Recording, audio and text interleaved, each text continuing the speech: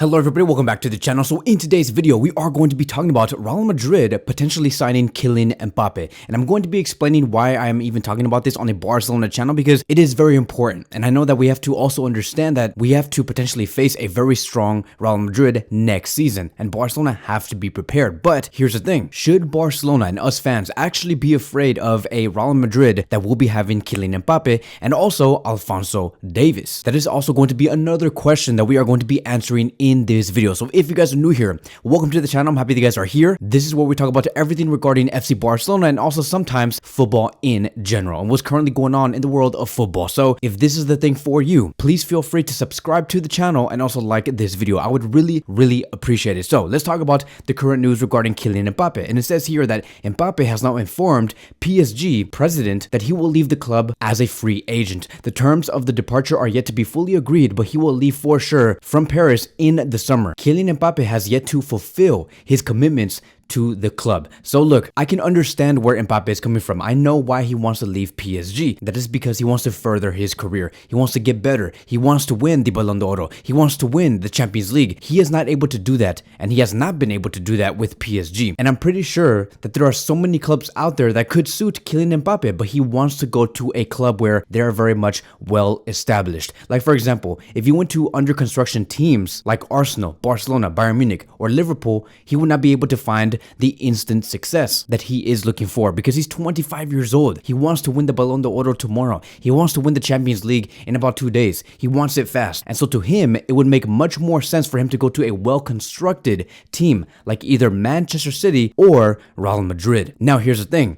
When we talk about City potentially getting Kylian Mbappé, does Pep Guardiola even want a superstar like Kylian Mbappé? Because you're going to be taking out the competitive edge from Doku, from Grealish, and also Phil Foden, who also sometimes plays on the left wing position. Does Pep Guardiola really want to hinder those competitive players and take out the team unit and spirit that they have? Also keep in mind, Man City already have a superstar player, which is Erling Haaland. And could someone like Kylian Mbappé be okay with sharing the screen with Erling Haaland? Mbappé would want to go somewhere else where he can build his own team and be the main superstar, which ultimately does lead towards Real Madrid. Real Madrid is the perfect suitor for Kylian Mbappé, and that is why we see here today that Kylian Mbappé wants to move away from PSG and go to Real Madrid and find an agreement as fast as possible. Now, Fabrizio Romano has also stated that Real Madrid has fixed their salary proposal for Kylian Mbappé, which is way lower than the main one that we saw back in the summer of 2022 and also lower than his current salary. Real Madrid want Kylian Mbappé to join the club at their conditions after spending so many years on this saga. The contract proposal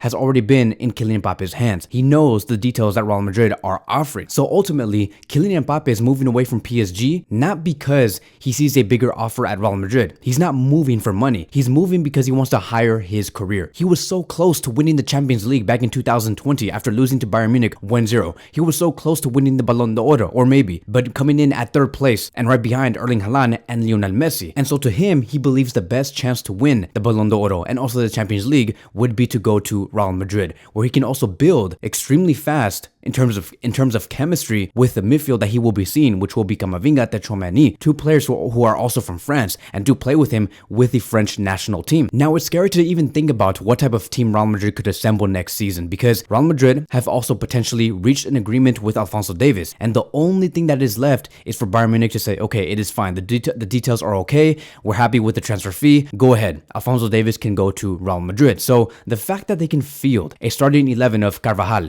Militao, Rudiger, and Alphonso Davies as their defensive line with a midfield of Valverde, Bellingham, Tchouaméni, and Camavinga, and then have a front two of Mbappe and Vinicius Jr., that is almost illegal. That is so illegal. The amount of games FIFA gamers would be able to win by using Real Madrid is also going to be insane. They're going to be winning every game because this is a superstar team that you can win in FIFA. But can this team actually win in real life? Let's talk about that. But one thing is for sure, on paper, Real Madrid have better positioned themselves than FC Barcelona post Ronaldo and Messi era. What we are seeing here with Davies, with Mbappe, with Vinicius, with the with Tchouaméni, with Camavinga, with Bellingham, and all of these other great world-class players is the Galactico era 3.0. Now, let's go on to the next phase of this video and let's talk about whether Barcelona should be worried about this team, yes or no. Now, I do want to label 3 different teams that I will be referencing in this video. It's going to be Galactico 1.0, which was back in the 2000-2006 era,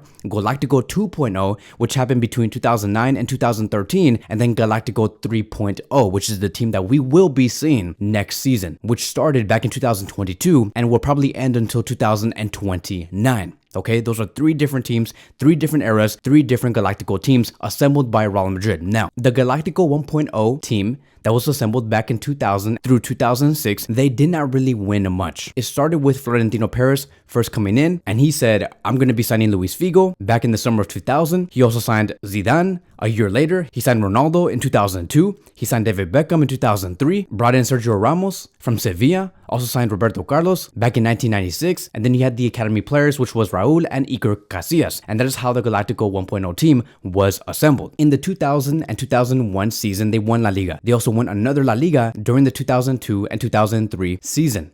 And they also claimed a Champions League in the 2001-2002 season. They won a total of 3 trophies in the beginning of assembling that Galactico era. But as soon as they finished establishing the Galactico team, when they had everybody, which was Figo, Zidane, Ronaldo, Beckham, Sergio Ramos, Roberto Carlos, Raul Gonzalez, and Iker Casillas, once they were all in the starting 11, they did not win a single thing. They were not considered as a dominant team, and they were considered as a failure. They were beaten in the Champions League 2004 quarterfinals. They were also beaten in the round of 16 Champions League during 2005 and 2006. And throughout that time and years, their arch rivals, Barcelona, which is our team, they were successful and they won La Liga in 2005 and 2006 while also winning the Champions League in 2006. And one of the main reasons why that team was unsuccessful was because there was that factor of all of these superstars being in the same team. There was a lot of tensions. Figo did not like the fact that Beckham took his spot, and there was locker room problems. There was also this big talk about Real Madrid being so focused on creating an attacking team, and they lost one of their central defensive midfielders,